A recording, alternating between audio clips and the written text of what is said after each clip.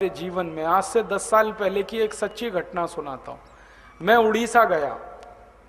कालाहांडी नाम का एक इलाका है, भारत का सबसे गरीब इलाका माना जाता है। वहां मेरा व्याख्यान था, मैं गया देने के लिए एक गांव में। तो व्याख्यान था, मैं पहुंच गया समय पर।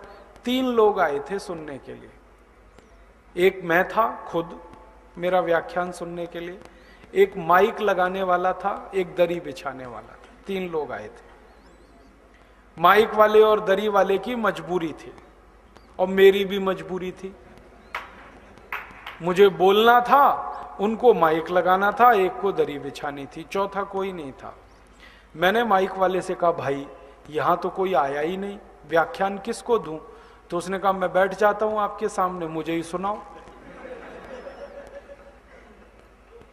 और उसने कहा, इसको भी बिठा लेता हूं दरी वाले को, हम 2 तो हैं। तो मैंने कहा, बाकी लोग? तो उसने कहा, आप चिंता मत करो, आप बोलो, हम सुनेंगे। और उसने कहा, मैंने माइक ऐसे सेट किए हैं कि घर घर में आवाज जा रही है, आप बोलो, वो सुनेंगे सब घर में बैठ के। तो मैंने कहा, भैया जो घर में बैठ के मेरा भाषण सुन सकते हैं वो मेरे सामने भी सुन सकते हैं। तो वो एकदम मायूस हो गया, माइक वाला, चेहरा लटक गया उसका। और उसने बड़े धीमे शब्दों में कहा, वो आपके सामने बैठ के नहीं सुन सकते क्योंकि उनके शरीर पर कपड़े नहीं है। तब मुझे उस दिन करंट लगा, झटका लगा, ऐसी भी गरीबी।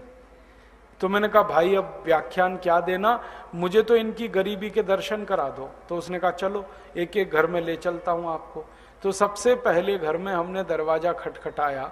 वो सरपंच का घर था, 10 फीट लंबा, 10 फीट चौड़ा, छोटा सा झोपड़ा, आधा टूटा हुआ आधा बना हुआ। किवाड़ भी एक टूटा हुआ था, एक लगा हुआ था। पानी जगह जगह से टपकता था। हमने खटखट की तो सरपंच की पत्नी बाहर आई। तो मैंने देखा उस मां के शरीर पर ऊपर कोई कपड़ा नहीं था और नीचे उसने एक छोटा सा टुकड़ा लपेटा हुआ था, वो भी पूरा नहीं पड़ रहा था। हमने कहा, आप अंदर जाओ, अपने पति को बाहर भेजो। तो वो माता अंदर गई। उसका पति थोड़ी देर बाद बाहर आया तो मेरी आंखों में आंसू आ गए। वो वही कपड़ा लपेट कर आया था जिसको पत्नी लपेट के आई थी।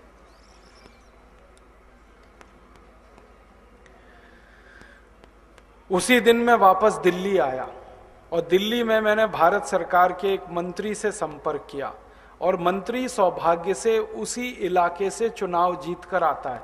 उसका नाम है भक्त चरण दास। वो सांसद था उस समय जब ये घटना घटित हुई और संयोग से मेरा उसका परिचय भी था।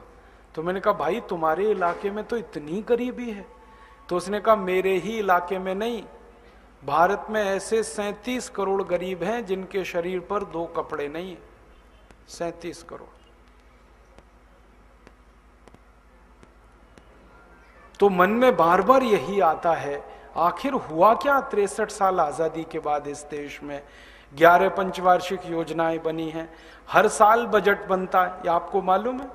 हर साल बजट बनता है, एक साल भी ऐसा नहीं हुआ कि बजट ना बना हो। चुनाव हो गए किसी साल में तो भी बजट आया है, भले वो 8 महीने के लिए आया, 7 महीने के लिए आया, 6 महीने के लिए आया, बजट हर साल आता है। 1952 से नियमित बजट आ रहा है इस देश में। तो 1952 से 2010 तक हर साल बजट आया इस देश में। बजट ने विकास का खर्चा किया और पंचवार्षिक योजनाएं लागू हुई 5-5 साल की, उनके द्वारा विकास का खर्च हुआ। फिर राज्य सरकारों के बजट आए, आपको मालूम है बजट 2 स्तर पर 3 स्तर पर बजट बनते हैं इस देश में। एक तो केंद्र सरकार बनाती है, एक तो राज्य सरकार बनाती है, एक तो नगर पालिका बनाती है। नगर पालिका के बजट का मुख्य मुद्दा है गरीबी मिटाओ, राज्य सरकार के बजट का मुख्य मुद्दा है गरीबी हटाओ, केंद्र सरकार के बजट का मुख्य मुद्दा है गरीबी हटाओ। लेकिन गरीबी है कि हटती नहीं, मिटती नहीं। मुझे बहुत दुख है ये कहते हुए कि पंडित जवाहरलाल नेहरू ने जब पहला भाषण दिया था प्रधानमंत्री बनने के बाद, तो उनकी पूरी ताकत इस बात पे थी कि हमें गरीबी मिटानी है देश की। और पंडित जवाहरलाल नेहरू 17 साल इस देश की गरीबी मिटाते रहे, और गरीबी है कि मिटती ही नहीं। उसके बाद उनकी बिटिया रानी आई, श्रीमती इंदिरा गांधी, उन्होंने 14 साल गरीबी मिटाई इस देश की।